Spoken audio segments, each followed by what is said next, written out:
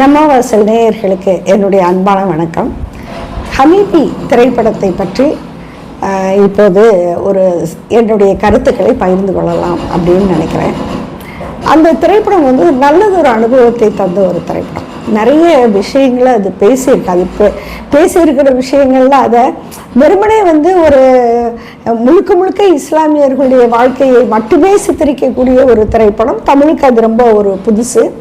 இது வரைக்கும் தமிழ் திரைப்படங்களில் இஸ்லாமியர்களுடைய பாத்திரங்களை நேர்மறையாக, சாதகமாக, பாதகமாக, எதிர்மறையாக இப்படி பல்வேறாக நம்ம பார்த்துருக்கலாம். ஆனால் முழுக்க இஸ்லாமிய கதாபாத்திரங்களை மட்டுமே கொண்டு மிக குறைவான இந்து மதத்தை சார்ந்த அல்லது பிற மத கதாபாத்திரங்களை கொண்டு ஒரு திரைப்படம் அப்படிங்கிறது இது நமக்கு அது ஒரு புதிய அனுபவம். ஆனால் நல்லா யோசித்து பார்த்தா இது நம்ம ஒரு மதச்சார்பற்ற நாடுன்னு சொல்கிறோம், ஜனநாயக நாடுன்னு சொல்கிறோம், இங்கே எல்லாருக்கும் கருத்துரிமை, பேச்சுரிமை எல்லாம் இருக்குன்னு சொல்கிறோம். ஆனால் எல்லாமே வெளிப்படையாக ஒரு தோற்றமும் உள்புறமாக வேறொரு தோற்றமுமாக சமுதாயம் இயங்குது. ஏன்னு கேட்டால் அது உண்மைன்னு சொன்னால் நாம் சொல்கிற இந்த கருத்துரிமை, பேச்சுரிமை, ரைட் டு கிரியேட்டிவிட்டி இதெல்லாம் எல்லாருக்கும் வழங்கப்பட்டிருக்கிறது அப்படிங்கிறது உண்மையாக இருந்தால் இந்த மாதிரியான ஒரு திரைப்படம் குறித்து நாம் பிரமிப்பும் ஆச்சரியமும் கொண்டு பேசக்கூடிய ஒரு சூழலே வந்திருக்காது. ஏன்னா எப்படி பல்வேறு திரைப்படங்கள் வந்துகிட்டு இருக்கோ அது மாதிரி இதே மாதிரி முழுக்க இஸ்லாமிய கதாபாத்திரங்கள் கொண்டும் எத்தனையோ படங்கள் வந்திருக்கணும். ஆனால் வரல. ஏன்னு கேட்டால் ஏதோ ஒரு வகையில் இங்கு சிறுபான்மை மக்களுடைய வாழ்வியலை முழுமையாக வெளிக்கொண்டு வரக்கூடிய ஒரு ஸ்பேஸ், ஒரு வெளி அந்த படைப்பாக்க உலகத்தில் இல்லை, அல்லது அந்த திரை உலகத்தில், இலக்கிய உலகத்தில் அது லிமிட்டடாக இருக்குது அப்படிங்கிறது தான், அல்லது இல்லாமல் இருக்குது அப்படிங்கிறது. அதை இந்த படம் நமக்கு உணர்த்துது. அதாவது இது வரைக்கும் அது இல்லைங்கிறத நம்ம உணரலை. ஆனால் இப்படி ஒரு படத்தை பார்த்தோன்னா ஏன் இப்படி படமே வர்றதில்லை, இந்த படம் தானே முதல் முறையாக இப்படி வந்திருக்கு அப்படிங்கிற ஒரு கேள்வி நமக்கு வருது. அப்படியாக அந்த திரைப்படம் வந்திருக்கு.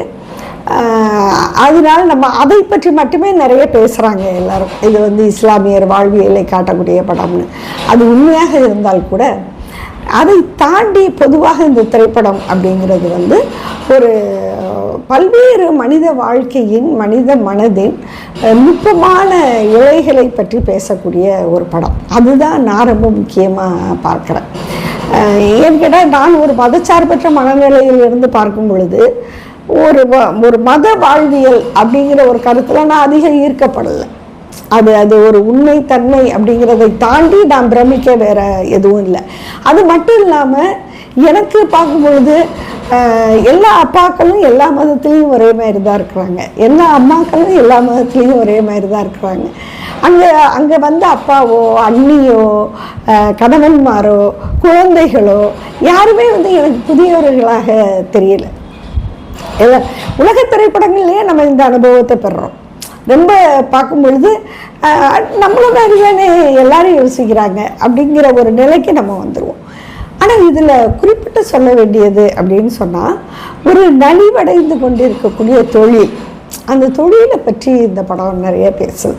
இந்த படம் பார்த்துட்டு வந்த பிறகு ரொம்ப நேரமாக மனசை உறுத்தின ஒரு விஷயம் இருக்கும் அப்படின்னு சொன்னால் அது அந்த தறி ஓடுற சத்தம். அப்போது கதை அதைத்தான் பேசுகிறது. அதுதான் கதையோட உயிர். அந்த தறி சத்தம்தான் உயிர். ஏன்னா மனுஷங்க அப்புறம் தான் வர்றாங்க. அதில் அந்த நெசவில் எப்படி அந்த நூல் இழையப்பட்டு நெய்யப்படுதோ அதுபோல் இந்த தொழிலோடு தன் வாழ்க்கையும் மனசையும் சேர்த்து நெய்து கொண்ட ஒரு மனிதனின் கதை. அந்த மனிதன் கண்ணுக்கு முன்னாடி உலகம் மாறுது. சொந்த தம்பி மாறுறான், சொந்த தம்பி பொண்டாட்டி கேள்வி கேட்குறான். இவருடைய வாழ்க்கைன்னு இவர் நினச்சிட்டு இருக்கிற விஷயங்களும் வாழ்க்கைன்னு அவங்க நினைக்கிற விஷயங்களும் முதல்ல மாற தொடங்குது. அப்போ அந்த மனிதன் ஒரு முரண்பாட்டை சந்திக்கிறார். அந்த முரண்பாடை அவர் அப்புறம் மெல்ல அதை ஜீரணிச்சு தானே ஆகணும். ஏன்னா மனைவி விரும்புகிறாங்க, மகன் விரும்புகிறான், தம்பி விரும்புகிறாரு, தம்பி ஒய்ஃப் கேள்வி கேட்குறாங்க.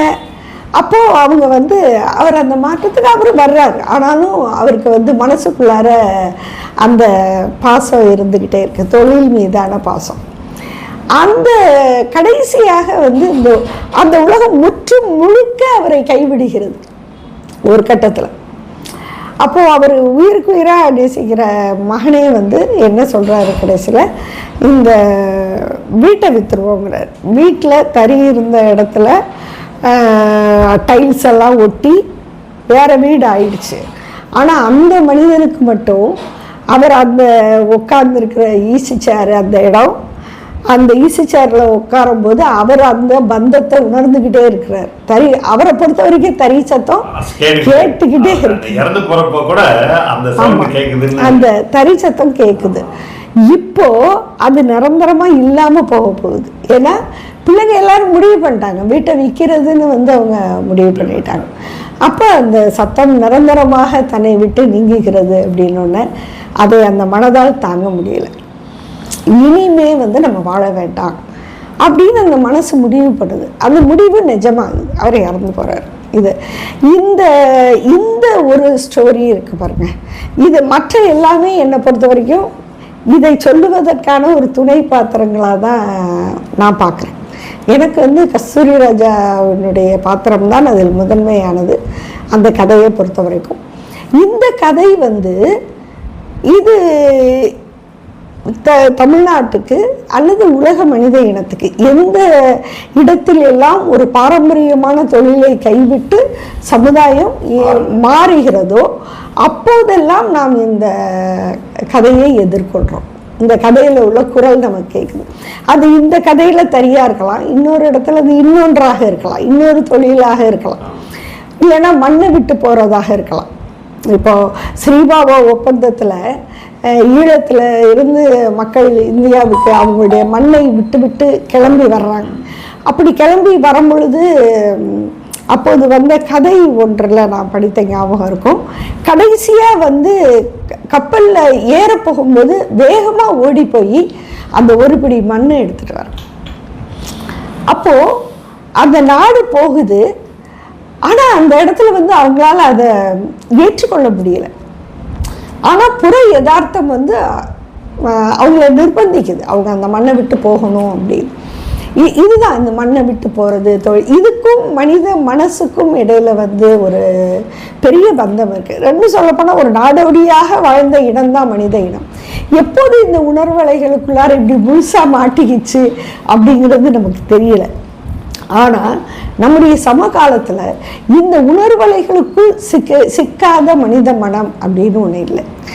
அதனுடைய கதை இதை வந்து நம்ம மனித மன இயல்பினுடைய ஒரு கதை. இன்னும் சொல்லப்போனால் ஒரு செட்டில்டு லைஃபுக்குள்ளார வந்துட்ட மனித இனம், ஒரு இடத்தில் தங்கி வாழ ஆரம்பிச்சிட்ட மனித இனத்துக்கு என்னென்ன மன அமைப்புகள் உருவாச்சுங்கிறதோட தொடர்புள்ள ஒரு ஆழமான விஷயம். அதனால தான் இந்த கதையை வந்து எல்லாரையும் தொடும். இது ஒரு குறிப்பிட்ட கூட்டத்தை தான் போய் சேரும் அப்படின்லாம் கிடையாது. ஏன்னா இந்த மனசு எல்லாருக்கிட்டேயும் இருக்குது. அப்போது வந்து கஸ்தூரி ராஜாவோட அந்த மனசனுடைய அழுகை எல்லாருக்குமே புரியுது, எல்லாரையும் தொடுது, அவங்களுடைய லைஃபோட டச் ஆகுது. அதனால அது ஒரு பொதுத்தன்மையை பெறுது.